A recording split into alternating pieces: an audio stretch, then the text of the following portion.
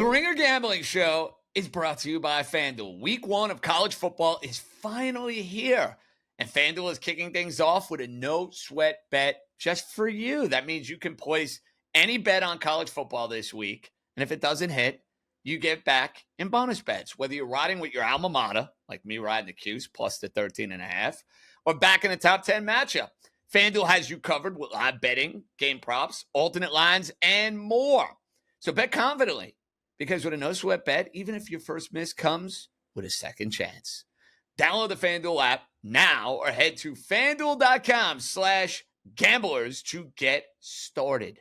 Must be 21 plus and present in select states or 18 plus and present in D.C., Kentucky, or Wyoming. Opt-in required. Refund issued as non-withdrawable bonus bets that expire 7 days after receipt. Max refund $5 unless otherwise specified. Restrictions apply, including token expiration. See terms at sportsbook.fanduel.com. Gambling problem, call 1-800-GAMBLER or visit rg-help.com. Call 1-888-789-7777 or visit ccpg.org/chat in Connecticut. All right, guys, let's go award by award. We got MVP, we got Offensive Player of the Year, Defensive Player of the Year, Offensive Rookie of the Year, Defensive Rookie of the Year, Coach of the Year. They threw Comeback Player in the Year. I didn't even know we were doing that, but that's fine. We can have a little fun with that. I put that in the notes. All right, you wanted to throw that in there? So be it. Okay, so that's fine. You wanted to add it. All right, listen, MVP, the dirty little secret is out. It's a quarterback award. They literally should rename the MVP the quarterback of the year. They really should, because if it's Derrick Henry, if it's Saquon Barkley, if it's Tyreek Hill, if it's Justin Jefferson, Jamar Chase, these guys can't win the award. It goes to a quarterback again and again and again. Therefore, my advice to everybody who is listening and to everybody who is watching, don't waste your money betting someone who is not a quarterback, because they're not going to win the award. Raheem, I'll start with you on this. There's the three big boys, and then there's the value plays. So to me, you almost have to give out one of the big boys, and then you got to find a value play. That's why I asked for 2 MVP bets. I wanted you guys to at least, dive into, okay, favorite, long shot. Let's start with the favorite. Well, I think you got to go with Lamar Jackson. I mean, the price isn't amazing, but at plus 430, to me, he's on the best team in the league. And the old adage, best player, best team, it's very possible here. Because, I mean, when you look at the history of MVPs, these teams tend to win 11 games or more, and they tend to be the first or second seed in their conference. And I think the Baltimore Ravens, they have the best team in the league. So I think that makes Lamar Jackson the rightful favorite, which he is. I think you probably need to have him in your portfolio. And then in week 1, they're taking on a Buffalo Bills team, and they're taking on Josh Allen. You win that game, you're already at the forefront.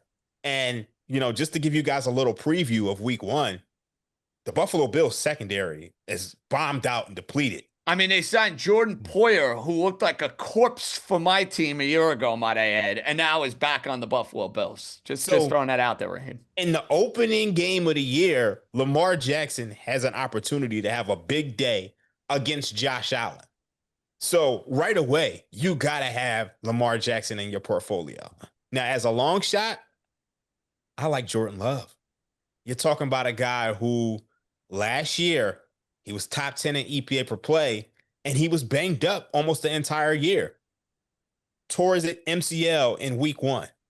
Comes back, gets a groin injury. End of the year, gets an injury to his elbow. Like, he was just never right the entire year, and they still won 11 games, and he was still top 10 in EPA per play. And the receivers really didn't play up to their potential. Now you bring in a guy like Matthew Golden to, play with Romeo Doubs. I just think they're in a position to where Jordan Love can make the leap. So Jordan Love at 20-1, give me some of that. So Lamar Jackson plus 430 and Jordan Love 20-1. Okay, House. Jordan Love, long shot. Jackson, favorite. I'm going to weigh in on this from the favorite perspective. I'm seeing plus 650 for Patrick Mahomes. Yeah. And you know what I'm saying? Down year a season ago. Now everyone writing the narratives. Oh, the best quarterback in the league is Josh Allen. Oh, no, no, no. The best quarterback in the league is Lamar Jackson. And I know from a running perspective, House, you're not going to have Mahomes put up the rushing yards that either Allen or Jackson is going to be able to put up on a weekly basis. Fine. But you know what you are going to see? The Kansas City Chiefs in every prime time spot imaginable. They are here, they are there, they are everywhere. And if we have Patrick Mahomes with an improved offensive line, and now, even though he's not going to have Rice for the first 6 weeks, but they could throw that as a narrative. Oh, you don't have your guy. The chemistry builds with somebody like Worthy. You still have Travis Kelce, who's got the engagement buzz and maybe is playing his last year and has a little bit more gas left in the tank. I have no problem saying, hey, Patrick Mahomes, you go and beat Buffalo, you go and beat Baltimore, and your stats are close. You can develop, hey, I'm Patrick Mahomes again. I'm going to win the MVP. I'm okay with taking him as a favorite. I don't know about you, but sign me up right now. Well, the funny thing is, I have some action on both of the guys you guys have mentioned. And on top of that, I also completely agree with Dream's assessment of Lamar Jackson. The reason that I prefer Patrick Mahomes over Lamar Jackson is that I think that the Baltimore Ravens might be a truck this season. They might come out and beat the hell out of everybody. And reminder, look at this, especially the first 5 games of the season. The Baltimore Ravens to win first halves, the Baltimore Ravens come out and beat teams against the spread and on the money line in the first half. So to me, the reason that I'm not betting Lamar Jackson MVP is because I think that translates into a big Derrick Henry season. And I have some exposure to Derrick Henry on this thesis. Um, I love Patrick Mahomes at this price. I think, we're going to go through this roller coaster ride of a narrative with him. It's funny that you look back at that 15-2 that the Chiefs put up, and Mahomes was really nowhere in terms of the MVP competition, but it's because of how good that defense was for the Chiefs and the crazy way that the Chiefs won their games. You would look at it and say, wow, that had to have been an incredible Mahomes season. It wasn't.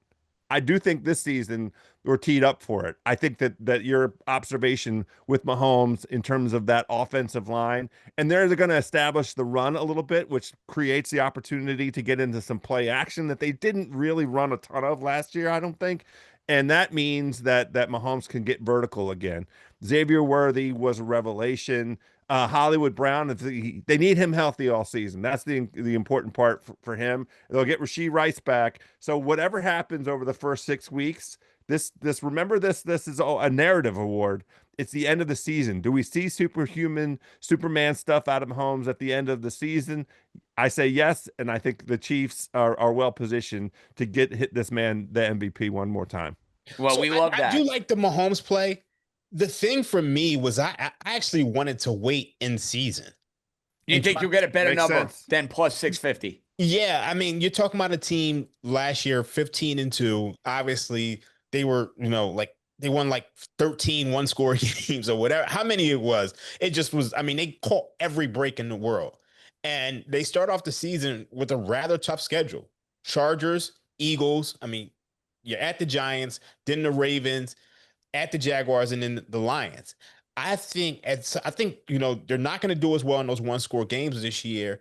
And I think the second half of the year is where you see Mahomes come on. And I was looking at that as a point to buy on Mahomes MVP, buy on the Chiefs to win the division, buy on the Chiefs to win the Super Bowl. If they could just slip up a little bit early, and then you can find them in a spot to buy on. So I agree with you guys, but I just wanted to kind of just wait this out the same way I was going to wait out Titans over unders.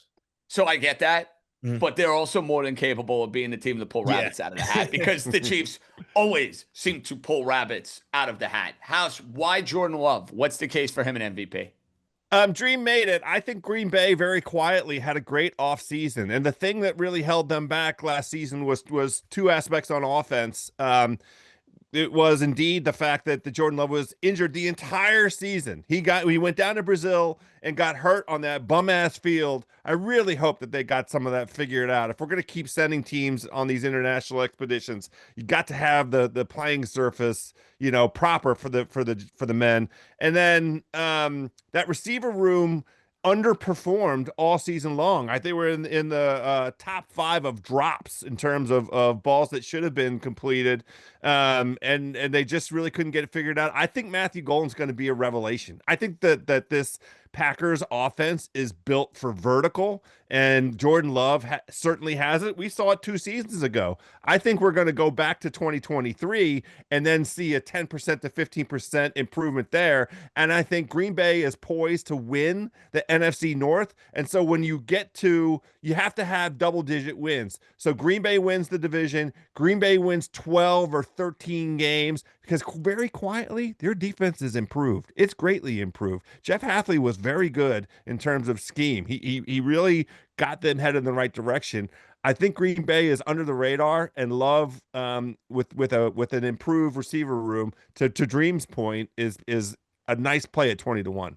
Listen, I'm in on the Packers. I have them to win the division. I have them over for the season. So if Jordan Love is going to go and be in the MVP race, fine by me. One that I throw in is a long shot. And it's a long shot. Don't get me wrong. I think it's going to be really, really difficult for this guy to win the award. That said, if I'm as bullish on Tampa as I'm telling everybody, and I think they can win 12, 13 games. I think they have a schedule that's set up for success. I think they're going to be one of the better teams in the NFC. Raheem, at 33-1, I'm going to take a shot and take Baker Mayfield for MVP. I understand how uphill a battle this is because he doesn't run around a whole lot, and these other guys might, in theory, put up the more eye-popping numbers. But can I get a year with the Bucks or the 1 and a 2 seed, and he's just amazing? Like 33-1, I feel like that's a ticket I want to have, Dream. I'm not mad at this one at all because when you look at the state of the NFC, me personally, I'm betting the under on the Philadelphia Eagles. I'm betting the under on the Detroit Lions. I'm betting the under on the Minnesota Vikings. Pretty much the best 3 teams in the NFC last year, I'm going under on them. And I think there's a lot of uncertainty in the NFC. And the one thing we've seen is that in order to win MVP, you got to win 12, 13 games, be the number 1 seed in your conference. Well, right now, I don't know who's going to be the number 1 seed in the conference, but I do know the Tampa Bay Buccaneers play in the worst division in the NFC. So that makes them live. So I kind of like this play. I like this as a long shot lottery play. I think, it's down to 25-1 at FanDuel right now. So you're on to something.